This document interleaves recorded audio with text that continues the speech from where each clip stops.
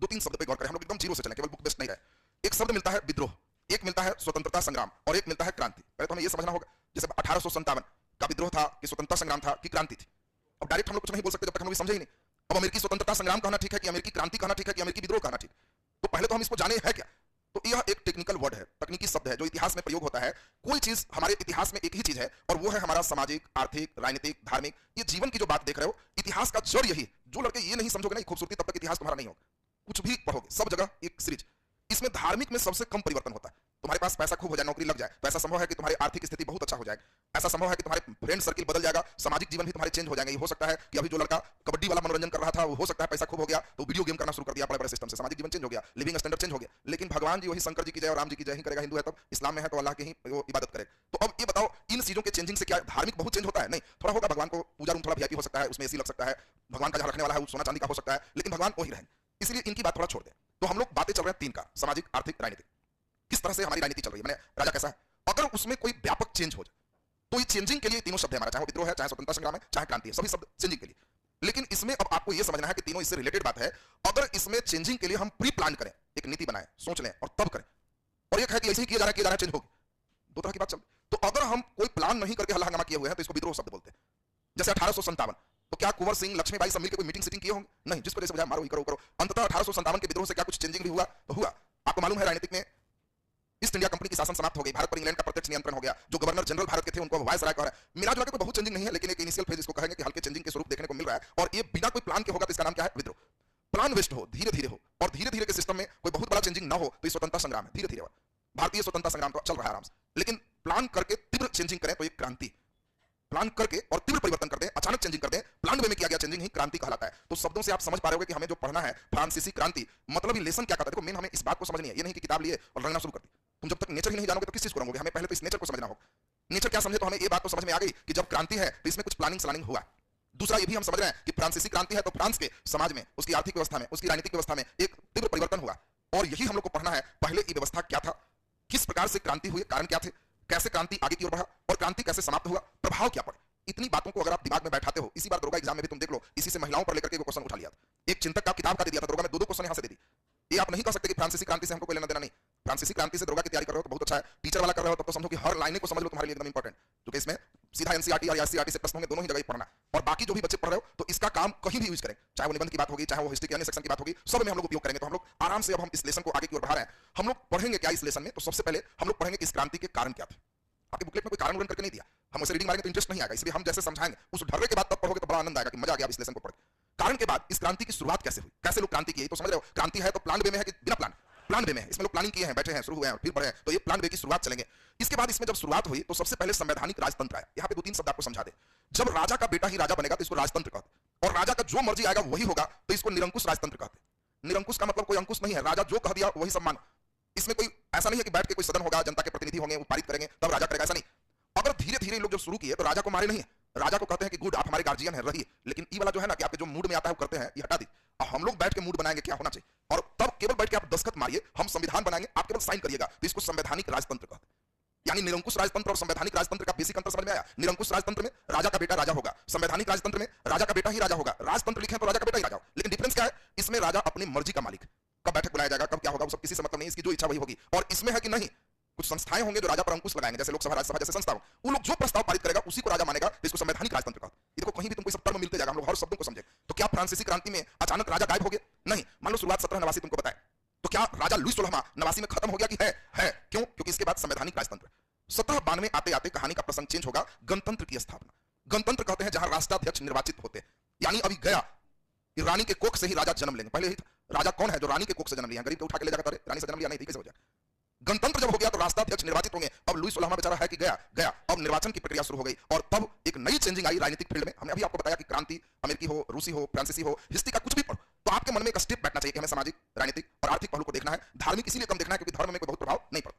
इसलिए इन तीन पहलुओं पर हम लोग को खास चलना है कि समाज के लोग पहले क्या थे, क्रांति के बाद वो कैसे हो गए, राजनीति पहले क्या था, क्रांति के बाद क्या हो गया। ये टर्निंग जिसके अंदर बैठ गया वो बच्चा हिस्ट्री का विद्यार्थी हो। हिस्ट्री का विद्यार्थी सब हर लेसन में सिर्फ यही सोचना। अब जल्दी से देखें, क्रांति हो जाने के बाद प्रभाव सामाजिक महिलाओं पर क्या पड़ा, दास पर क्या पड़ा, एक जनसाधारण पर क्या पड़ा, यही आपके 9th के एनसीईआरटी में पूरा पढ़ना।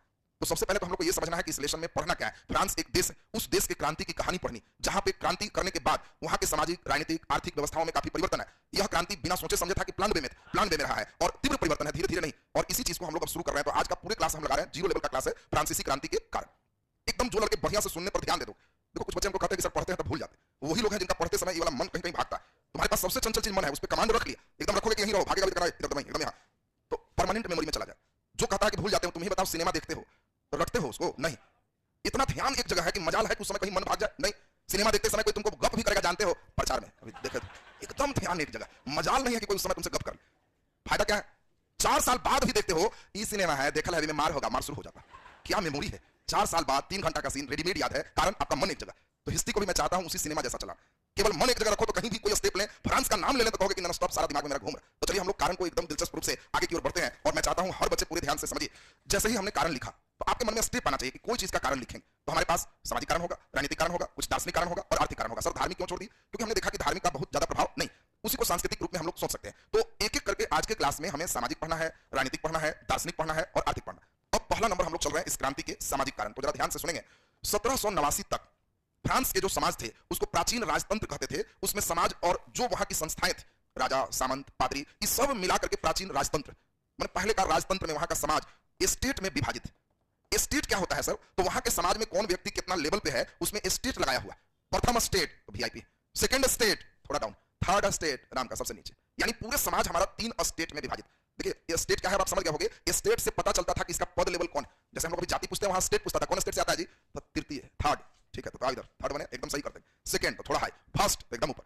यानी फ्रांस के समाज में सत्ता, पावर और सामाजिक स्थिति को बताने के लिए हम लोग एक शब्द का प्रयोग करते थे जिसका नाम क्या था? स्टेट। कभी भी देखो हम जब सत्ता की बात करेंगे तो सत्ता का मतलब पावर होता है। पावर यानी कितना पावर है ये बताने के लिए स्टेट है। और सामाजिक हैसियत क्या है? प्रथम स्टेट बोला तो एकदम हाई हैसियत पे, सेकंड थोड़ा लो है और थर्ड एकदम लो है। यानी हम लोग ये समझ गए कि फ्रांस के समाज 3 स्टेट में बटे हैं और ये तीनों स्टेट के साथ साथ जो लोग उन लोगों के साथ राजा की संस्थाएं हैं, इस सब मिला के प्राचीन राजतंत्र यही चल रहा था। अब इस स्टेट को खूब बढ़िया से सुनोगे तब आप प्रश्नों का आंसर दे पाओगे। हम सब आपसे क्वेश्चन पूछेंगे। फ्रांस के समाज के बारे में देखें, हम इसे 2 भागों में बांटते हैं। एक को हम लोग कहते हैं विशेषाधिकार प्राप्त वर्ग, विशेषाधिकार प्राप्त वर्ग, और एक है सर्वसाधारण। सर्वसाधारण, अब देखिए बड़ा बेजोड़ फ्रांस के समाज थे। कुछ ऐसे वर्ग थे, ऐसे स्टेट थे जिसको विशेष अधिकार है। विशेष अधिकार का मतलब जो इसमें है उसको टैक्स नहीं लगेगा। क्यों? विशेष पावर। ये अगर अपराध भी करेगा कम सजा मिलेगा। क्यों? थोड़ा हाई फाई। तो देखिए इनको विशेषाधिकार है, इन पे कोई टैक्स नहीं लगा सकते, इन पे कोई मुकदमा जल्दी नहीं चल सकते। इस विशेषाधिकार प्राप्त में 3 स्टेट में कितने स्टेट? तो 2।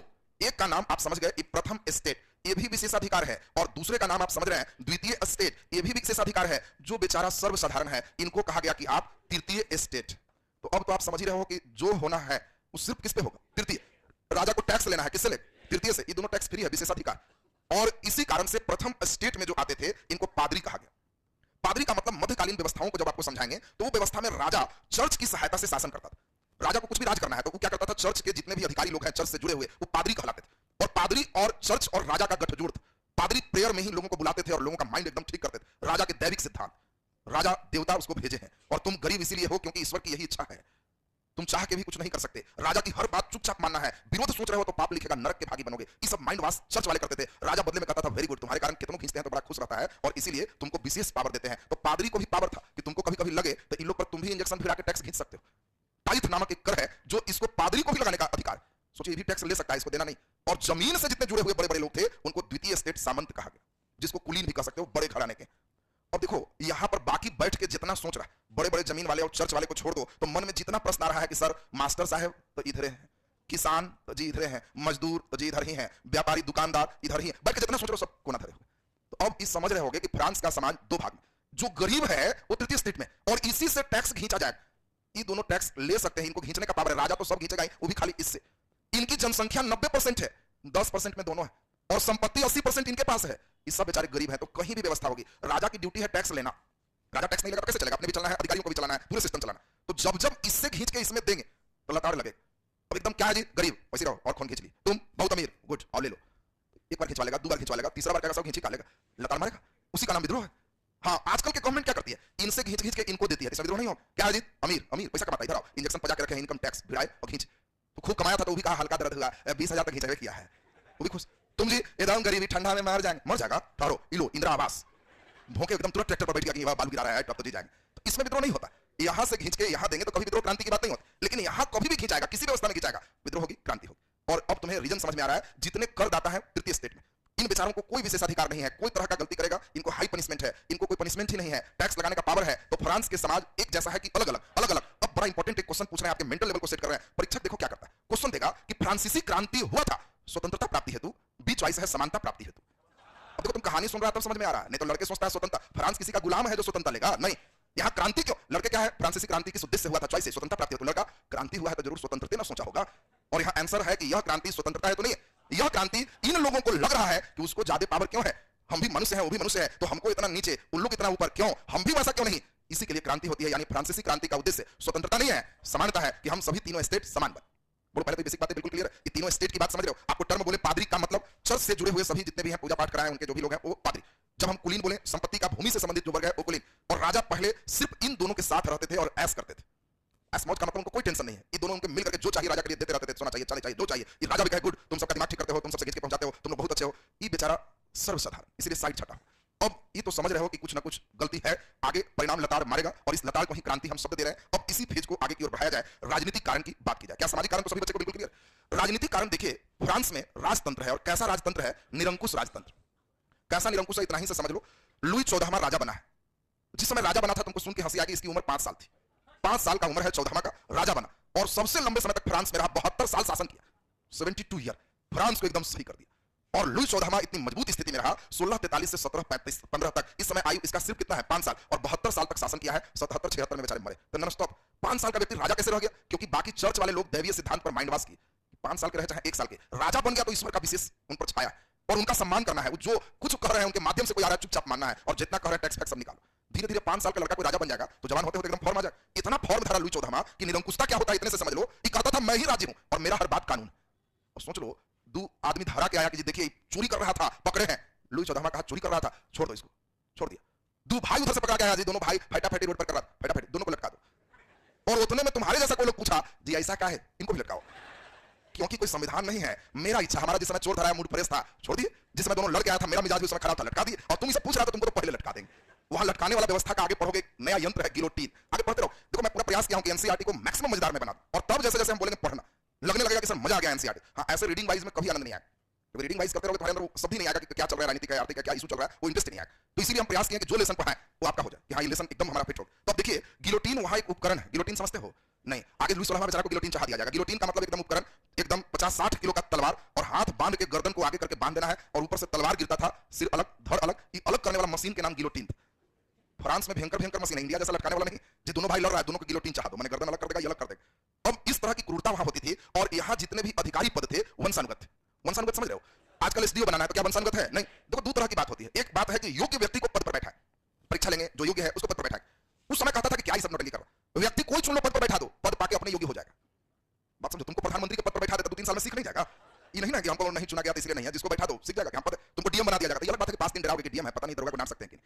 लेकिन धीरे धीरे हल्का डांटेगा, देखेगा डर रहा सर कर रहा है, नाव कस रहा है, वो कहा है कहां गया, 2-3 साल में तो फिर फॉर्म में आ जाएगा, पद पाके भी योग्य हो सकता है। तो इसमें अगर ऐसी संकल्पनाएं होती है कि हम किसी व्यक्ति को पद पर बैठा दे, पद पाके योग्य हो जाए। गांव में कोई व्यक्ति मुखिया बन गया, कई महिलाएं हैं जिसको पढ़ी लिखी नहीं है, लोग चुन दिया जाए कर दी, तो कई लोग कह रहे होंगे यही योग्य है जो मुखिया बनने लायक है। लेकिन तुम वही महिला को देखोगे अगर बन गई, 1 साल दिक्कत, 1.5 साल दिक्कत, 2 साल दिक्कत, तीसरा साल उसको जब पावर समझ में आ जाएगा, ताला करना शुरू करेगी। वीडियो न्याय क्या है, ठहरो वीडियो के खिलाफ एकदम तुम चलेंगे, कहेगा वीडियो समझने लगी गई। वो महिला पहले निकल नहीं रही थी, बेचारा वीडियो से कुछ नहीं जान रही थी। ये थ्योरी पहले था। तो अब ये बताओ, दोनों थ्योरी में तुम्हें अच्छा कौन लग रहा है? पहले वाला कि सर हमको पद दे दीजिए, हम लोग अपना योग्य हो जाएंगे। ये क्या परीक्षा लगा के रखे हैं? ये सही बात है, कैसा थोड़ा कि तुमको एसडीओ बनेगा तो कोई फ्रांस की क्रांति वाला एक्सपेरिमेंट करने को मिले। इन क्रांतियों से सीखने के लिए मिलना है। तो इस समय नेचर समझो, व्यक्ति किसी को पद पर दे दे और वह व्यक्ति पद पाकर योग्य हो जाएगा, ऐसा वंशानुगत सिस्टम है। लेकिन इसमें दिक्कत क्या है, इस समय जो राजा है उसको बहुत योग्य होना आवश्यक। राजा जब योग्य है तो डांटे डांटे टाइट करके किसी को बैठा देगा तो ठीक कर ले। यदि राजा योग्य नहीं है और व्यक्ति भी अभी नया नया बन गया है वंशानुगत, तो दोनों मिलकर सिस्टम को कोलैप्स कर देगा। और यही तुम देखोगे आगे आएगा। तो जब तक लुई 14वां है, सामंतों की ताकत को इसने और पंख कुतेरा है। इसके समय एकदम फ्रांस ठंडा है, सही चल रहा है। इतना दिन शासन किया कि एकदम फ्रांस ठीक। फ्रांस कोई साधारण देश नहीं है। धीरे धीरे देखोगे कि यूरोप का, पूरे विश्व का सबसे मजबूत देश फ्रांस होगा, जिसके बारे में तुम पढ़ने जा रहे हो। यूरोप का पहला देश है जहां क्रांति हो रही। पूरे यूरोप में एक ऐसा मापदंड स्थापित करेगा कि धीरे धीरे हम ही बोलेंगे कि फ्रांस को सर्दी लगेगा तो यूरोप छींकेगा। सोच लो, इंग्लैंड छींकेगा, छींक क्यों जी? तो फ्रांस को सर्दी लगा। इसका अर्थ समझ में आ रहा है? अर्थ है कि मतलब तुम्हारे मोहल्ला में, गांव में कोई व्यक्ति जो सबसे ऊपर होता है, उसको कुछ भी करेगा तो बाकी लोग उसके फॉलोअर होते। तुम देखा ना कोई सिनेमा में अगर शाहरुख खान अपना बाला था नोचवा लिया, तो इधर भी लोग देखेगा तो कई लड़का गांव में नोचवा लिया, तो तुम कहोगे कि ओकरा सर्दी लगा तो इधर छींक रहा है। यही सर्दी और छींक जिसको आइडियल मानते हैं, तो वो जो मापदंड स्थापित करता है, बाकी लोग उसको देख करके जो वर्क करते हैं। मतलब फ्रांस में कुछ भी होगा तो यूरोप के अन्य देशों में उचित चले। ये है इतना महान देश के इसके बारे में पढ़ रहा हूं। लुई 14वां मजबूत किया, इसके बाद 15वां राजा बने। 15वां की एक जिद थी। जिद क्या थी? तो जब अमेरिका महादेश, यहां पे अमेरिका की बात चले, तो अमेरिका के किनारे किनारे 13 उपनिवेश पर इंग्लैंड का अधिकार था। बात समझना, अमेरिका में पूरा पर इंग्लैंड नहीं है। कई लड़का सोचता है पूरा अमेरिका, नहीं, सिर्फ किनारे 13 बस, बाकी पर नहीं। बाकी मूल निवासी लोग रह रहे थे जिसको रेड इंडियन कहा। और ऊपर जो देख रहे हो कनाडा, यहां पे फ्रांस है और कुछ अमेरिका में भी फ्रांस है। इतना दूर फ्रांस, इंग्लैंड को यही लग रहा था, क्योंकि इंग्लैंड और फ्रांस एकदम पड़ोसी देश हैं। आपको पिछले दिन मानचित्र में रखवाए थे कि यहाँ ऊपर में कौन देश है? इंग्लैंड, और नीचे कौन है? फ्रांस। जस्ट ऊपर में हम लोग देखेंगे कि ये केवल उत्तरी सागर के पार्ट से अलग, इंग्लिश चैनल के पार्ट से केवल अलग। अब यही जो देख रहे हो, तो यहाँ इंग्लैंड है और इधर फ्रांस। ये चाह रहा है फ्रांस की मेरा प्रभाव बढ़े, और इंग्लैंड चाह रहा है कि नहीं, यहां से इसको हटा दे। इसके लिए 7 साल लड़ाई चली, और सप्तवर्षीय युद्ध में फ्रांस का हेड कौन थे? तो यही है लुई 15वां। अब देखो, तुमको क्यों ही पढ़ना आवश्यक है? क्योंकि जब तुम मॉडर्न हिस्ट्री पढ़ोगे, मान लो भारत का ही पढ़ो, तो वहां सारे बच्चे पढ़ रहेंगे सप्तवर्षीय युद्ध। उसी के कारण आप कर्नाटक की लड़ाई भी समझाएंगे कि देखो कैसे कर्नाटक का युद्ध हो रहा है। अब उस समय तुमको प्रश्न में अगर टर्निंग आएगा कि सप्तवर्षीय युद्ध में फ्रांस का राजा कौन है, तो अभी पढ़ रहा हो इसलिए 15वां आ जाएगा, तो उस समय फिर से खुलाते रहोगे कि भाई कहां से कैसे दे देता है, सप्तवर्षीय पढ़े थे कहां बात। उस समय जब कर्नाटक का युद्ध पढ़ाएंगे तो उसकी गहराई समझ में आएगी कि हां बहुत अच्छा, अब मॉडर्न भी हम समझ। तो यही बात को आपको सीखनी है। 1756 से लेकर 63 तक 7 साल में उत्तरी अमेरिका में प्रभाव स्थापित करने के लिए इंग्लैंड वर्सेस फ्रांस लड़ाई चल रही, और इस लड़ाई में फ्रांस हार जाता है। और फ्रांस हार गया तो यही अमेरिकी क्रांति का आधार तैयार होता है। अमेरिका के लोग पर बहुत ज्यादा शोषण हो रहा था, लेकिन वो लोग डर से कुछ नहीं बोल रहा, क्योंकि इंग्लैंड इसके मदर कंट्री है। इंग्लैंड के लोग ही यहाँ पर उपनिवेश बनाए हैं और ये लोग रह रहे हैं, और ये लोग हंगामा करने सोच रहे हैं, लेकिन शांत है, क्योंकि वो जान रहे हैं कि हंगामा करेंगे तो ऐसा ना हो कि मां हट जाए और मौसी कब्जा कर ले। फ्रांस मौसी है उनका, अब कौन है कि मां छोड़ के मौसी के पास रहने जाए? इसीलिए लोग शांत है। लेकिन जब देखे कि मौसी गई, तब लोग मां से हंगामा किया कि अब अलग करो। और ये अमेरिकी क्रांति देखोगे जो 63 के बाद 76 में चले। अब आपको पूछा जाएगा सप्तवर्षीय युद्ध, तो आप कहोगे कि समझ गए, लुई 15वां। और इसके समय पहली बार खजाना पर भार पड़ा, और इतना खर्च किया 7 साल में कि 2 अरब लिब्रे का कर्ज हो गया फ्रांस पर। ये लिब्रे क्या है? तो आप समझ गए होंगे, फ्रांस की करेंसी है, मुद्रा है उस समय का, जिसका नाम लिब्रे। बोलो, शब्द भी क्लियर है सबका? तो इन पर 2 अरब लिब्रे का कर्ज आ गया। अब फ्रांस कर्जा में चलना शुरू हो गया। 15वां के बाद 74 से बेचारे राजा बनते हैं जिनको विरासत में कांटे की ताज मिली। इस व्यक्ति का नाम है लुई 16वां। ये जितने भी लुई देख रहे हो, ये सभी बुर्बो वंश से संबंधित है। एक बार मैं देखा क्वेश्चन दे दिया कि फ्रांस में कौन सा वंश का शासन, हमको लगता है इसी दरोगा में ही दे दिया, इसी बार दे दिया। अब सोचो सेकंड सिटिंग का क्वेश्चन आ गया। ये क्वेश्चन बच्चा करा कहां से दे रहा? सब एनसीईआरटी का सोचो 9th का पहला लेसन। क्या तुम जानते हो रूस की क्रांति? देख लेते हैं, थर्मामीटर आया हुआ क्वेश्चन। रूस की क्रांति में रूस में कौन वंश था? कोई बच्चे बता दो। हां, वेरी गुड, 2 आवाज आ रहा है, बोलो। हां, रोमनोव वंश। रूस में रोमनोव वंश है, फ्रांस में बुर्बो वंश है। तो धीरे धीरे हम लोग इसके स्टेप पे चलेंगे। एक बड़ा मजेदार बात, बुर्बो वंश में अब सोचो हम लोग जैसा मोहन कुमार नहीं, बाप बेटा सब मिलकर लुई नाम रख रहा है, लुई लुई। बाबूजी लुई 10, बेटा लुई 11, और बेटा लुई 12। अब नॉन स्टॉप बाप बेटा दादा के नाम पूछने की जरूरत ही नहीं। लेकिन थोड़ा डिफरेंस है, लुई 16वां लुई 15वां का पोता है। अब दूसरी बात, इन लोग का नाम अलग रहता था। राजा बनते थे तो लुई आगे बढ़ा देते थे। अभी भी बात समझ में आ गई? राजा जब बन गए तो नाम फर्नांडिस है, तो इधर आ गए तो कहे फर्नांडिस लुई 16वां, तो फर्नांडिस का लुई 16वां। तो अब इस तरह का मॉड्यूल मेन चलते थे। भारत में ऐसा नाम सुना है कि मोहन प्रसाद 1 एंड बेटा मोहन प्रसाद 2, पोता मोहन प्रसाद 3, ऐसा तो नहीं सुना है। ये हम लोग फ्रांस की एक बड़ा विशेषता सुन रहे हैं। अब यहीं से हम लोग की बात शुरू हो रही है। लुई 16वां, इसी के समय फ्रांस की क्रांति हुई, और हम चाहते हैं कि खूब बढ़िया से सुनिए, क्योंकि हम लोग 14वां से चले कि आपके स्टेप आ जाए। 14वां सबसे लंबे समय तक शासक रहा। 14वां इतना निरंकुश कोई नहीं हुआ है। आपसे पूछा जाए फ्रांस में सबसे लंबे समय तक शासक कौन रहा? 14वां। सबसे निरंकुश कौन रहा? 14वां। मैं ही राजी हूं, मेरा हर बात कानून है, कौन कहा? 14वां। 15वां के समय सप्तवर्षीय युद्ध हुआ। किसके किसके बीच? इंग्लैंड और फ्रांस के बीच। किस लिए? उत्तरी अमेरिका पर प्रभाव के लिए, जिसमें फ्रांस हार गया। 2 अरब लिब्रे का कर्ज हो गया। उसी कांटे के बीच 74 में 16वां राजा बना। 20 साल का महज उम्र था। इसका जन्म फ्रांस में ही, जगह वर्साय। आप लोग वर्साय की संधि सुने हो, इसलिए वर्साय में इसका जन्म इंपॉर्टेंट है। 20 साल की उम्र में राजा बना। एनसीईआरटी स्टेटमेंट में ही पहला लाइन कहती है 20 साल में राजा बना। तो इसका जन्म कब हुआ? ये सब लोग समझ गए होंगे कि 20 साल में राजा बना तो 54 में जन्म हुआ। कई बार सेटर थोड़ा शैतानी भी करता है। सेटर देखता है कि राजा बनने वाला याद होगा तो जन्म वाला पूछ लेते हैं। क्यों? क्योंकि किताब में हम लोग दे दिया कि 20 साल की उम्र में राजा बन गए, तो लड़का को खटा होता है कि नहीं आता। इसीलिए इनका डेट ऑफ बर्थ थोड़ा इंपॉर्टेंट कर लिया। जब आप लाइन पढ़ोगे तो आएगा, लेकिन उसको रंगने की जरूरत नहीं है कि 20 साल में राजा बना। नोट्स में खाली ध्यान रखना, जन्म ही है और राजा ही बन। अब ध्यान दीजिए, तो 1754 में जन्म वर्साय में हुआ है, और यहाँ पे 1774 ये जो तुम देख रहे हो, यहाँ पे ये राजा बन गया। इसी के समय सबसे इंपॉर्टेंट क्या है? 2-3 बात। एक तो इसको कर्जा है 2 अरब का। दूसरा, इसकी शादी एक ऐसी राजकुमारी से हो जाती है जो मिसेज खर्चालू के नाम से जानी जाती है। इसी का नाम है ऑस्ट्रिया की राजकुमारी। अब ऑस्ट्रिया राजकुमारी जो है, इनका नाम है मेरी आंतुआनेत। मेरी आंतुआनेत ये ऑस्ट्रिया की राजकुमारी। राजकुमारी लोग को धन की कभी दिक्कत नहीं रहती, जो खर्च नहीं करेंगे होता था कि राजकुमारी लायक है। अब इसीलिए कई लोग लिखे कि इनके 2 महीना की बेटी हुई तो देखभाल के लिए 60 नौकर थे। 2 महीना की बेटी के लिए 60 नौकर बहाल की। ये हमारी बेटी को हमेशा एकदम हंसाते रहना, 60 लोग खिलाते रहो, और जिसके गोदी में हंसी देखो सोना का चीज उसको गिफ्ट मिलेगा, खिलाते रहिए। पूरे फ्रांस की स्थिति क्या है? आय के अनुसार व्यय नहीं, व्यय के अनुसार आय। व्यय के अनुसार आय का मतलब पहले खर्चा कर लो, फिर सोचो पैसा कितना चाहिए, तो खींच लो फिर टैक्स में। और टैक्स कहां लगेगा? गरीब पर। टैक्स तो तृतीय स्टेट अभी पढ़ा है ना, गरीब पर। अमीर पर आता तो टेंशन नहीं था। और यही मेरी आंतुआनेत जो देख रही है, उसका नाम है मिसेज खर्चालू। मैंने खर्चा में इससे टॉप कोई है ही नहीं। उन्हीं से शादी 16वां का हो गया, तो वो किस्मत में भी आ गए थे। दूसरी बात अब देखें, इन्होंने जो सेना एक गठित किया, ये कहे कि हमारे जो दादा थे सप्तवर्षीय युद्ध लड़े थे, किससे? इंग्लैंड से। किस लिए? अमेरिका के लिए कि हमारा प्रभाव रहे, लेकिन फ्रांस हार गया। अब ये फ्रांस तो हार गया। 16वां क्या किया कि कर्जा रहे तो रहे, लेकिन दुश्मन को ठीक करना पहले जरूरी। इसीलिए वो अमेरिका के लोग को चढ़ा रहा है कि तुम लोग फौरन धरो। कहो कि इंग्लैंड से हमको कोई मतलब नहीं है, तो अमेरिका के नागरिक कह रहा है कि जी आ जाएगा सेना लेकर, तब हम है ना सेना भेजते हैं। और एक व्यक्ति है जो आगे पढ़ोगे, उसका नाम है लफायते। लफायते के नेतृत्व में इसने सेना भेज दिया, किस लिए? कि तुम लोग स्वतंत्रता की घोषणा करो और इंग्लैंड से लड़ने में ये सब सेना है हमारा, तुम ही लोग के ड्रेस में लड़ लेगा, हमको बदला लेना है कि इंग्लैंड से अमेरिका खत्म हो जाए, जब मेरा नहीं तो तेरा भी नहीं। अब देखिए, कर्जा लेके है, मेरा नहीं तो तेरा नहीं। 15वां बेचारा लड़ा है, कौन सी लड़ाई? सप्तवर्षीय युद्ध। और 16वां लफायते के नेतृत्व में सेना भेज दिया और अमेरिकी क्रांति में सेना कमाल कर दिया। और इसी में जब देखोगे कॉर्नवालिस के नेतृत्व में इंग्लैंड की सेना आई, हार गई। और जब हार गई तो अमेरिकी स्वतंत्रता की घोषणा पूर्व में थी, लोग कहा कि बहुत बढ़िया, फ्रांस कहा कि वाह बहुत बढ़िया, इससे बढ़िया और क्या बात होगी। इसको अमेरिका को धन्यवाद दिया कि आप घबराइए नहीं, मेरा पहले से कर्ज ही 2 अरब लिब्रे था, आपको मदद करने से 10 अरब पर पहुंच गए। बात समझ लीजिए, अब तुम दूसरा का मदद करोगे, कुछ करोगे, कर्जा बढ़ेगा, ऑलरेडी कर्जा तुम्हारे पास था। 10 अरब लिब्रे कर्जा पे पहुंच गया है लुई 16 में। अब ऐसी स्थिति हो गई कि विद्रोह तो होना है भाई, क्योंकि इतना कर्ज का सूद ही जो है वो राजा नहीं दे पा रहा। वो भी किस लिए? प्रतिष्ठा में प्राण गंवाना जिसको कहते। अमेरिका को एकदम आजाद करना है इंग्लैंड से। क्यों? हमारे बाबा को सप्तवर्षीय में हराया था, इसलिए हम उसको ठीक करेंगे साइड बेसिस पर। और देखिए, इतने कर्ज हो गए, इतने कर्ज के बाद भी मिसेज खर्चालू अपना फॉर्म धरे हुए हैं। इनको राजा कहते कि कर्जा है तो एकदम फॉर्म है, किससे बढ़िया मेरा मायके था, हम अपने राष्ट्रीय राजकुमारी हैं, ये भी तो राजकुमारी। तो इसके कारण बेचारा रोक भी नहीं लगा रहा। अब पैसा आएगा कहां से? सबसे बड़ी समस्या। और यही समस्या आप धीरे धीरे आर्थिक में समझोगे, उस बीच में आग में घी डालने का काम दार्शनिक लोग कर रहे हैं। कुछ वर्ग पढ़ने लिखने में लग गए, और पढ़ने लिखने के बाद उन लोगों के दिमाग में बौद्धिक क्रांति कर रहे हैं। एक मध्य वर्ग के रूप में वो नया स्टेट तैयार हो रहा है, बुर्जुआ वर्ग आगे उसमें उसका नाम पढ़ो, और वो एक नया चिंतन लोगों में विचार दे रहा है। आजकल कैसे कुछ भी होगा तो व्हाट्सएप यूनिवर्सिटी से आपको कुछ बौद्धिक क्रांति होती, कुछ भी होगा तो एक यूनिवर्सिटी से पहुंचता है कि देखो एक चिट्ठी आई, अभी हिट एंड रन का चल रहा है, ड्राइवर लोग का हड़ताल हुआ, सरकार कहीं लागू नहीं कर रहा। सरकार यद्यपि कानून ठीक लाई थी, अब लोग के पास कानून नहीं हो, अब आगे तो जो समझेगा वही चीज हल्ला करे। हिट एंड रन में पहले कानून क्या था कि अगर ड्राइवर धक्का मार दिया तो मारने के बाद अगर हॉस्पिटल पहुंचा भी देगा तो उसको वही केस चलेगा, धक्का मार के भाग भी गया तो वही केस चलेगा, और दोनों सेम कंडीशन रहने के कारण ड्राइवर धक्का मारे भागने में भलाई है, क्योंकि धरा तुरंत जाएगा। नया हिट एंड रन आया, हिट माने मारो धक्का और रन माने भागो, कानून। तो इसमें अब आया कि अगर धक्का लग गया तुमसे, गलती से ही धक्का, तो कोई जान को नहीं मारता, गलती से ही लगा, कोई स्थिति में है मरने की स्थिति में है, मर चुका है, लेकिन तुम वहां पे तुरंत रुक के यदि उस व्यक्ति को नियरेस्ट अस्पताल में पहुंचा देते हो, वहां बताते हो कि हमसे धक्का लगा है, हमारी गाड़ी ये है, तो उस कंडीशन में तुम्हारे ऊपर जो दफा होगा वो जमानती हो, तुमको थाना लाके जमानत देके छोड़ देगी, कोई बाकी सिस्टम नहीं है, केस चलेगा, दिक्कत खत्म। अगर तुम हिट एंड रन किया, मारा और निकल लिया, और बाद में पुलिस धरती है, तब तुम पर जो दफा लगेगा उसमें फिर 10 लाख और 10 वाला वो अलग से टाइट गैर जमानती होगा। पुलिस धर के लाएगी तो तुम्हारा गैर जमानती हो जाएगा। अगर तुम खुद स्वयं स्वीकार करोगे धक्का और सपोर्ट करो तो उस कंडीशन में तुम्हारे लिए मर्सी होगा कि जमानत दे दीजिए, भागा नहीं। तो इससे एक्सीडेंट होने के बाद लोगों के जहन में क्या है? पब्लिक क्यों मारती है? क्योंकि पब्लिक सबको भागते ही देखती। पब्लिक से पैकेज देख के मारा धक्का, भाग जाएगा, धर मारे भर एकदम हाथ साफ कर। पब्लिक 2 कंडीशन में ज्यादा मारती है, जब कोई धक्का लगने वाला नवयुवक होता है, जिसकी नई शादी है या बच्चा है, उसमें वो अपने प्रतिरूप को सोचते हुए एग्रेसिव थोड़ा ज्यादा हो जाता है। जब वो देखते हैं बच्चा को मारने दे धक्का, देखो वो अपनी बच्चा से कल्पना करने लगे कि बाप रे हम लोग लेकर रोड पर कभी आता है, ये ऐसे करता है, इसलिए ड्राइवर के प्राण निकाल ही देना ठीक, वो ज्यादा एग्रेसिव हो जाते हैं। तो इसमें अब खैर तो अलग मुद्दा है, जिस पे हम अभी चलेंगे तो फिर उधर ही रह जाएगा। अभी हम लोग लुई 16 पर से आ जाए। तो लुई 16 की बात हम लोग देखें कि इनकी जो स्थिति है, इतने कर्ज हो चुके हैं कि अब इलाज उपाय नहीं है। उसके लिए अब क्या करें? तब तक अब देख लो, नए लोग जो मेहमान आ रहे हैं, इनसे क्वेश्चन अवश्य रहेगा। इस सबसे इंपॉर्टेंट सेक्शन देख रहे हो, इस बात को हम चाहते हैं, ये लाइन सभी बच्चे को एकदम याद चाहिए।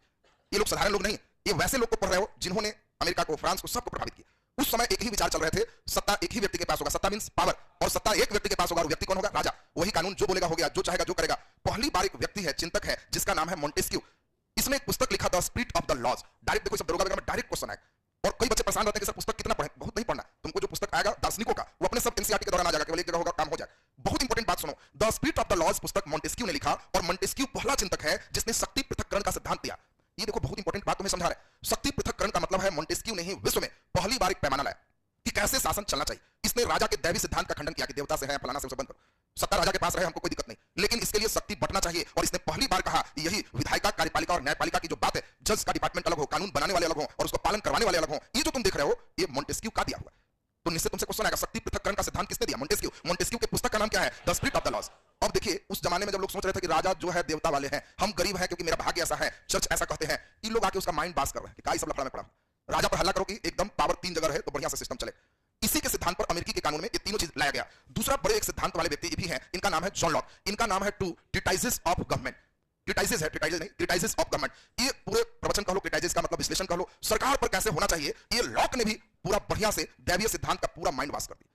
इसने भी पूरा माइंड वाश किया। अब नेक्स्ट सबसे इंपॉर्टेंट जो फ्रांसीसी क्रांति के आधार तैयार किए, यही व्यक्ति है रूसो। इनको मेन सीखना। रूसो का जन्म 1712 में जेनेवा में हुआ, लेकिन बाद में फ्रांस में आ गए और फ्रांसीसी क्रांति के आधार ऐसा तैयार किए कि कुछ चिंतक कहते हैं कि यदि रूसो नहीं होता, रूसो का जन्म नहीं होता, तो फ्रांसीसी क्रांति नहीं होती। क्या किया भाई, सुन लो। रूसो ने लॉक के थ्योरी को और आगे बढ़ाया। इसने पहली बार एक पुस्तक लिखा, सोशल कॉन्ट्रैक्ट। सोशल कॉन्ट्रैक्ट का मतलब है सामाजिक समझौता। समाज के सब लोग मिलो, सबका मूल्य बराबर रखो, ये नहीं कि ज्यादा है कम है, सब बराबर है, और सब मिल करके कॉमन विल एक ऐसा लाओ जिसमें सब मिल के बहुमत जो कहता है वो कानून लगा, सबकी राय लो, और ज्यादा लोगों की जो राय है, ज्यादा वर्ग की बात नहीं, ज्यादा लोगों की जो राय है वो कॉमन विल कहलाएगा, और उसी को लागू करो। रूसो पहला दार्शनिक है जिसने कहा कि मनुष्य पैदा स्वतंत्र होता है, लेकिन जन्म के बाद चारों तरफ जंजीरों से जकड़ा होता है। जन्म लेते समय बस स्वतंत्र है, बस जैसे ही जन्म हुआ वैसे ही अब उसका बेचारा के कुछ नहीं, उभे करे टेक करे, जिसको जो करना है वो करते रहा। अब मनुष्य स्वतंत्र जन्म लेता है, जन्म के बाद चारों तरफ जंजीरों से जकड़ा होता है। यह स्टेटमेंट किसका है? रूसो। रूसो ने जो हम लोग का कॉन्सेप्ट दिया वो सामाजिक समझौता किताब का नाम क्या है? Social contract. दूसरे एक किताब है डिस्करेज ऑफ इनक्वलिटी। इनक्वलिटी माने असमानता को डिस्करेज कीजिए, सब लोग समान। अब क्वेश्चन आएगा डिस्करेज ऑफ इनक्वलिटी किनकी पुस्तक? Rousseau. Social contract Rousseau. Criticisation of government किसका है? लॉक का। Split of the laws Montesquieu. शक्ति पृथक्करण का सिद्धांत कौन दिया? मॉन्टेस्क्यू। और रूसो ने ऐसा कल्पना किया, देखो तुम्हारे दिमाग में थोड़ा सा टाइट सिस्टम हमने भर दिया कि रूसो अगर जन्म नहीं लेता तो क्रांति नहीं होती। तुमसे हो सकता है कि हिस्ट्री का जो विद्यार्थी हो इंटरव्यू वगैरह में तरंग छेड़ते हैं, इंटरव्यूअर तरंग छेड़ते हैं कि फ्रांसीसी क्रांति अच्छा, ये बताइए रूसो जन्म नहीं लेता तो क्रांति होता कि नहीं? अब तुमसे पूछना चाहता है कोई आदमी नहीं रहेगा तो किसी के बिना काम हर्जा होता है? गांधी नहीं रहते तो क्या भारत आजाद नहीं होता? क्या हर देश आजाद हुआ अंग्रेज से? तो वहां गांधी जाकर किए थे, और जहां नहीं भी गांधी तो वहां देश आजाद हुआ। थोड़ा और टाइट अगर नेगेटिव दे दे, हिस्ट्री की तो इतनी खूबसूरती है कि तुम्हारा जिधर दिमाग चाहता है उधर फेंक देता है। तो थोड़ा अभी एकदम टाइट किए कि बिना इसके कुछ नहीं होता, और टाइट एकदम उल्टा फेंक देते हैं। उल्टा फेंकने में देखो तुम्हारा माइंड को कहां फेंक देते हैं। रूसो अपने किसी भी किताब में क्रांति की बात नहीं की, उसने कहा कि ऐसा समझौता होना चाहिए, इस तरह का चलना चाहिए, क्रांति की बात ही नहीं किया। दूसरा नंबर, रूसो जो 1712 में जन्म लिया वो 1789 में क्रांति है, और इस 1700 सोच लो एक करीब 78 में ही मर गया। क्रांति से 11 साल पहले मरा हुआ रूसो है भी नहीं, तो कहां ही रहता तभी क्रांति होती जो लोग कह रहे हैं। तो कुछ इतिहासकार ये भी आते हैं कि यदि रूसो जन्म लेके पलने में भी मर जाता तभी क्रांति होती। ये देखिए वो नया मॉडल हो गया। पलना समझते हो? झुलवा वाला। मैंने एक इतिहासकार का वर्ग कहता है कि जन्म नहीं लेता तो क्रांति नहीं होती, और दूसरा इतिहासकार का वर्ग कहता है कि अगर जन्म ले भी लिया और खिलाने के लिए पलना में डाल दो ओको में मर गया तभी क्रांति होती। कुछ नहीं किया, नहीं क्रांति की बात किया, और न क्रांति के समय जिंदा था, उससे काफी वर्ष पहले मर चुका है। अब तुमको क्या लगता है? तुमको देखो दिमाग को कहां से हमने कहां भेजा। हिस्ट्री की खूबसूरती जो सॉफ्टवेयर चाहना तुमको हम पहले बताए थे तो पूछे रूसो नहीं रहता तो लगता कि कुछ एब्सेंट होता। अभी दो बात सुन रहा है तो लग रहा है नहीं रहता सर, पलनों में मरता तो हो जाता। तो रूसो क्या, अब तुमसे क्वेश्चन पूछ रहा है इंटरव्यूअर कि रूसो के बारे में आपको क्या विचार? नहीं रहता तो क्या होता? तो आपको ही कहना है कि रूसो ने किसी क्रांति की बात नहीं की, क्रांति से काफी पहले ही रूसो मर चुका था। फिर भी रूसो ने जिस थ्योरी को प्रतिपादित किया, सिद्धांत को दिया, उस सिद्धांत ने फ्रांसीसी क्रांति में एक उत्प्रेरक का कार्य किया। एक ऐसा उत्प्रेरक जो उस स्पीड को बढ़ाने का काम किया। लोग चार्ज है, लोग क्रांति कर रहा है तो सोच रहा है कि कैसे, तो याद कर रहा है कि रूसो लिख के मरे हैं सामाजिक समझौता, सब मिल करके कोमल मिल बनाओ, ज्यादा जो कहेगा वो करना। रूसो ही कहा है तो भले ही मरा हुआ है, लोग इसकी थ्योरी पर आगे बढ़ रहे हैं। आपको एक मध्यम पथ पे रहना। हिस्ट्री की खूबसूरती धीरे धीरे उस खूबसूरती से तुमको बहुत परिचय कराएंगे, तुम्हारे दिमागों में काफी चीजों का चेंजिंग आएगा, और वो शुद्धिकरण जिन बच्चों का आएगा वो बच्चे एक अच्छा लिख सकते हो, अच्छा इंटरव्यू दे सकते हो, अच्छे सिस्टम पे तुम समझ सकते हो। हिस्ट्री के लिए ये ज्यादा जरूरी, और इसीलिए हमने इस सिस्टम को लिखा। तो ये बताओ question, the split of the laws Montesquieu, शक्ति पृथक्करण का सिद्धांत Montesquieu, the criticisation of government John Locke. Rousseau का जन्म कहां हुआ? जेनेवा। आजकल बदमाश सेटर यही सब कर रहा है। हम रूसो पढ़ा के भेज रहे हैं, रूसो का जन्म कहां हुआ? दे दिया। हिटलर का जन्म कहां? देखो वो भी बोनो शहर तक दे दिया। अब गांव का नाम दे दिया। तो अब हम कोई गलती नहीं कर रहे हैं, गांव का मोहल्ला तक पढ़ाएंगे। तो गांव दे रहा है, मोहल्ला जाएंगे, कहां भागेगा यार? जिनका नाम आएगा खोद के हम लोग पूरे चले, बाढ़ छोड़ देते हैं। अभी 2-4 साल बाद पाएंगे तो बाढ़ नंबर पे चलेंगे। तो अब पहले हम लोग सुन लें, इंपॉर्टेंट हम लोग जरा देखें। तो अब महत्वपूर्ण बात हुआ कि रूसो का जन्म किस देश में है? जेनेवा। बाद में रहे कहां? फ्रांस। डिस्करेज ऑफ इनक्वलिटी और द सोशल कॉन्ट्रैक्ट दोनों पुस्तक इनका है रूसो का। अब बहुत महत्वपूर्ण कहानी शुरू हो रहा है। हम लोग अभी जस्ट देखे लुई सोलहवां पर बेचारा पर 10 अरब लिब्रे का कर्जा हो चुका है। तो अब यहां से आर्थिक और अंतिम कारण आ रहा है जिसको खूब बढ़िया से समझना है, और ये टर्म आपके लिए मजेदार हो जाएगा। इस समय अब लुई सोलहवां है, अपने आप को भी वहां रख के सोच सकते हो। अब लुई सोलहवां के समय 10 अरब लिब्रे का कर्ज, प्रतिष्ठा में केवल, अमेरिकी स्वतंत्रता संग्राम। अब इसमें अब सोच लीजिए कि लफायते के नेतृत्व में सेना भेजा, फिर बाकी खर्च किया, इतना कर्ज में डूब गया, रहा साहब मामला, पत्नी जो इनकी थी वो भी उतना ही खर्च अभी भी कर रही है। अब जितने टैक्स आ रहे हैं पूर्ति नहीं हो रहा। अब नया क्या किया जाए? बहुत इंपॉर्टेंट चीज समझना, आप यहीं पे सीखना है। दो तरह की पहले से टैक्सेशन थी। एक क्वेश्चन बहुत अच्छा है, बिहार पुलिस वगैरह में तो एक दो बार दे भी चुका है। कई बार तुम बिहार पुलिस का क्वेश्चन देखते हैं तो सिर खुज जाता है कि इसको डायरेक्ट डीएसपी बना देना चाहिए, जैसा क्वेश्चन दिया। हाँ, कई बार क्वेश्चन कई बार देखते हैं तो मन में मुस्कुराते हैं कि बताओ बीपीएससी को पढ़ा रहे तो बेचारा टाइप नहीं जानता है और बिहार पुलिस को टाइप पढ़ाना पड़ रहा है, तो ये तो बड़ा दुर्भाग्य की बात हो जाती। तो खैर अब जरा ध्यान दीजिए, दो टैक्सेशन है। एक टैक्सेशन का नाम है टाइथ। अब देखो यहाँ एनसीईआरटी ने टाइथ लिखा है, लेकिन आपको चॉइस में ये टी एस से था पढ़ के टाइथ भी दे देता है। प्रोनाउंसिएशन का एक कभी भी हिंदी में कुछ भी हो सकता है। तो आपके एनसीईआरटी में टाइथ है, लेकिन आप पब्लिक में टाइथ। यह क्या है? पादरियों को एक पावर था कि आप अभी तृतीय स्टेट से टैक्स ले सकते हो चर्च के नाम पर, और इसीलिए यह एक धार्मिक टैक्स था, धार्मिक कर है जो पादरी लगा सकते थे। अब तुमको क्वेश्चन दे देगा निम्नलिखित में कौन धार्मिक कर है, तो आपको ध्यान रखना है टाइथ एक धार्मिक कर है जो पादरी लगाते थे। राजा जो टैक्स लगाते थे किस पर? प्रथम स्टेट की, द्वितीय की, तृतीय, तृतीय, उसका नाम टाइल था। अब देखो दोनों में कितना सूक्ष्म अंतर। टाइल तो राजा डायरेक्ट जनता पर लगाती थी, प्रत्यक्ष कर था, और टाइथ पादरी डायरेक्ट जनता पर लगाती थी, एक धार्मिक कर। अब बोलो तुमको कभी भी टाइल दे दे और टाइथ दे दे तो एकदम दिमाग ठीक रहेगा। टाइल राजा और टाइथ धार्मिक कर है। इस समय 90% किसान है और 60% से ज्यादा भूमि पर प्रथम और द्वितीय स्टेट का कब्जा। जितने संपत्ति है वो सब प्रथम और द्वितीय स्टेट है, और इन लोग बेचारा संख्या में ज्यादा है, संपत्ति में कम है, और सिर्फ इन्हीं पे टैक्स लगेगा, और कर्जा 10 अरब लिब्रे का सूद चल रहा है। लुई सोलहवां को लग रहा है करें तो क्या करें। अब इस समय दो मामला है, बहुत अच्छा से समझना, थोड़ी सी मामला को गंभीरता को समझाएं। अब हाँ ध्यान दीजिए, वही टाइप को ही टीथे कर। तो अब बड़ा इंपॉर्टेंट यहां पर मामला है कि फ्रांस की जो बात देख रहे हो, राजा यहां पर 3 सिस्टम हमने देखा। एक सिस्टम है पादरी, दूसरा सिस्टम है कुलीन, और तीसरा सिस्टम है एक तृतीय स्टेट जनसाधारण। ये जनसाधारण लोग, वहां पे राजा के लिए ऐसी बात नहीं थी कि कोई संस्था नहीं थी। हर देश में संस्था रही है, राज्यसभा और लोकसभा जो देख रहे हो, जनप्रतिनिधि माने सब लोग के प्रतिनिधि जहां भाग, इस संस्था से जब तक कोई नियम नहीं बनेगा नया टैक्स नहीं लागू होगा। ये वहां का भी नियम। यहां भी वही चीज था, यहां राजा केवल पादरी कुलीन से बैठ के कर सकते हैं, उठ के कर सकते हैं, इसको छाट दिया। देखो सेम यही कंडीशन जब हम इंग्लैंड पढ़ाएंगे तो इंग्लैंड में भी वही है, वहां भी सभी लोगों का रिप्रेजेंटेटिव जो है उसको प्रतिनिधि सभा कहते हैं। वहां भी प्रतिनिधि सभा, लेकिन यहां जनता प्रतिनिधि सभा में धीरे धीरे मजबूत होते गई और राजा को कमजोर करते चले गए। फ्रांस में नहीं हुआ था, कारण इंग्लैंड चारों तरफ से समुद्र किनारे, तो इसके ज्यादा सेना स्थलीय थे कि नौसेना, इसलिए इंग्लैंड के राजा नौसेना बहाल खूब रखते थे। तो अंदर से कमजोर थे, जनता को जब फॉर्म भरे तो 10-20 हजार हुआ मारा तो इनको पावर कुछ बढ़ा दी। फिर अगला बार कुछ मारा 20,000 हुआ तो फिर पावर बढ़ गया, क्यों? सेना तो नौसेना। फ्रांस में भी दोनों है, लेकिन फ्रांस बीच में है, इनके पास नौसेना नहीं है, मारा हुआ तो सब हुआ वाला का जीव निकाल दिया। तो अगला बहुत वर्षों तक कोई हुक करने वाला भी नहीं। इसलिए फ्रांस की जो प्रतिनिधि सभा है इंग्लैंड के पैरेलल पावरफुल नहीं हो पाया। इंग्लैंड में राजा है और प्रतिनिधि सभा भी एक्टिव हो चुका है। इसीलिए विश्व का पहला संसद कहां बना? तो इंग्लैंड आंसर। बात समझो, अगर तुमसे कभी भी दे दे वर्ल्ड का पहला संसद, तो अमेरिका नहीं माना। कहना कि सर समझ गया संसद क्यों बना, क्योंकि सेना सब नौसेना था, ये लोग हुआ मार के संसद ठीक कर दिया। और वर्ल्ड का पहला संसद की स्थापना की बात करेंगे तो इंग्लैंड। अब यहाँ पे बात को सुनिए, सबसे इंपॉर्टेंट बात समझिए। अब जो दो संस्था है यहाँ पे बहुत बेसिक कंसेप्ट। एक संस्था जहां राजा पादरी कुलीन मीटिंग सीटिंग करेंगे गरीबों को छाट के, इस संस्था को पार्लिमा कहा गया। पार्लिमा एक संस्था जिस संस्था में राजा पादरी कुलीन बैठेंगे, इसकी बैठक चलती रहती थी। शराब बाकी चीज ये सब चलते रहते थे अमीरों के बीच, गरीब बेचारे साइड। गरीब को बस एक ही चीज था, वहां के पाव रोटी के बहुत मेन भोजन था, रोटी नहीं पाव रोटी, बस पाव रोटी के फेर में बेचारा लगा रहता था, किसी तरह मिल। कोई सोचा नहीं था कि ब्रेड के दाम बढ़ाने से लोग इतना अपना वैल्यू बढ़ा ले, ये कोई सोचता ही नहीं था। और एक जो संस्था देख रहे हो, इसमें तीनों स्टेट के लोग भाग लेते थे, इसलिए इस संस्था को स्टेट जनरल कहा गया, जिसको हम लोग प्रतिनिधि सभा के नाम से जानते हैं। बहुत इंपॉर्टेंट यहाँ पे जो सॉफ्टवेयर है वो आपका एकदम वर्क करना चाहिए, नहीं वर्क करेगा तो लाइन नहीं समझ पाओ। राजा पे अंकुश के लिए भी संस्थाएं थी, लेकिन इस समय राजा जब लुई 14वां के आसपास में बहुत मजबूत रहा है, तो स्टेट जनरल की बैठक बुलाना ही बंद कर दिया। क्या जरूरत है, लोग बुलाएगा जो हल्ला करेगा, हंगामा करेगा, साइड करो। और बस बैठक का मतलब ही में पादरी या कुलीन बैठेंगे, हाँ ये होगा, मस्ती में रहेंगे। इसकी नहीं बैठक बुलाने से नुकसान क्या है? नया तरह का कोई टैक्स नहीं लगेगा, क्योंकि तभी लग सकता है जब स्टेट जनरल की बैठक होगी। और पिछले 175 साल से इसकी बैठक बुलाई ही नहीं गई। 175 ईयर है, कौन बुलाएगा? बिल्ली के गले में घंटी कौन बांधेगा? इसको बुलाने का मतलब भारी टेंशन। 175 साल से नहीं बुलाया है, और बेचारा लुई 16वां इतना कर्जा हो गया कि उसको लग रहा है कि बिना बैठक बुलाए कैसे हो। लोग को बताएंगे कि भाई मेरे पास इतना कर्ज है, थोड़ा कुलीन भी दे देगा, थोड़ा तुम भी दे देगा, गरीब कभी कहेंगे थोड़ा सा बढ़ा रहे हैं, ज्यादा नहीं, लोग पर भी लगा रहे हैं।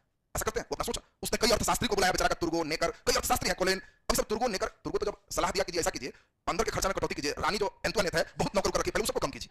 रानी सीधे फायर हो गई कि पहले तुर्गो को हटाओ, नहीं तो हम एकदम प्राण दे देंगे। जो अच्छा सलाहकार मिला बेचारा हट गए। नेकर साहब आए, उन्होंने भी, अब कौन कर्जा में हो तो कौन बोलेगा कि तुम खर्च में कटौती ना करो, सब यही कहे।